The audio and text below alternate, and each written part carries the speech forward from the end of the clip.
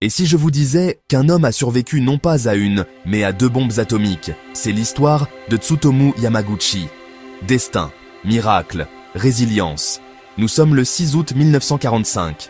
Yamaguchi, un ingénieur de 29 ans en voyage d'affaires, est à Hiroshima, en route pour le chantier naval de Mitsubishi. Il lève les yeux vers un étrange avion et un petit objet qui tombe avec un parachute en soie. Un flash, blanc, aveuglant, comme un soleil explosant à l'intérieur de son crâne. Il se trouve à environ 3 km de l'épicentre. L'onde de choc déchire le monde en 2. Ses tympans éclatent. L'explosion le projette dans un fossé. Ses bras et son visage sont brûlés. Le verre se transforme en aiguille qui traverse son corps. D'une manière ou d'une autre, il se relève. D'une manière ou d'une autre, il respire. Hiroshima est impensable. Bâtiment rasé. Ombre gravée dans la pierre. Une ville réduite en cendres en un instant. Il traverse l'enfer avec des pieds brûlés et une vision floue. Il passe une nuit dans un abri, enveloppé de pommades et de bandages, tandis que l'air a le goût du métal et de la fumée. Et puis, il décide de rentrer chez lui. 2 jours plus tard, bandé et meurtri, il monte dans un train pour Nagasaki. Oui, un train. À travers une zone de guerre. À travers la confusion. À travers le refus humain pur et simple d'abandonner. Il retrouve sa femme et son petit garçon. Il dort. Il se réveille. Et parce que la vie dans le chaos exige toujours une routine, il se présente au travail le 9 août. À son bureau, il raconte à son patron ce qu'il a vu à Hiroshima. Une seule bombe capable d'effacer une ville. Le patron ricane. Impossible. Et puis, un autre flash.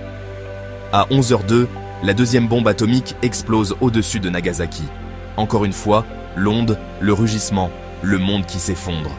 Yamaguchi se trouve dans une cage d'escalier renforcée. L'explosion arrache le bâtiment, déchiquette les fenêtres, fait s'effondrer les murs. Mais il survit. Encore une fois. Il rentre chez lui, en trébuchant à travers un 2e cauchemar. Sa maison, disparue. Mais sa femme et son enfant, vivants, sauvés par une course de dernière minute vers un tunnel après avoir vu le ciel s'illuminer. Destin, miracle, résilience. Dans les semaines qui suivent, le mal des rayons le saisit. Fièvre, perte de cheveux, blessures qui brûlent doublement. Il continue. Il retourne au travail. Il serre sa famille dans ses bras. Il choisit la vie. Pendant des décennies, il porte son histoire en silence. Il voit des amis et des collègues mourir de blessures et de cancers. Il élève des enfants. Il dessine. Il écrit de la poésie. Ses cicatrices passent du rouge au souvenir.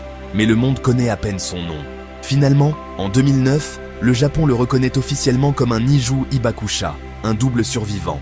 Il passe ses dernières années à s'exprimer contre les armes nucléaires. Voix douce, yeux calmes, l'autorité de quelqu'un qui a vu le soleil tomber 2 fois.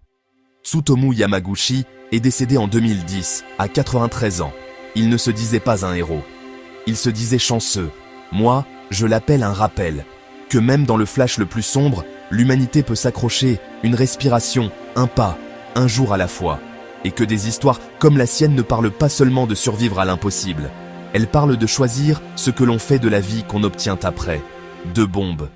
Une vie, toujours debout.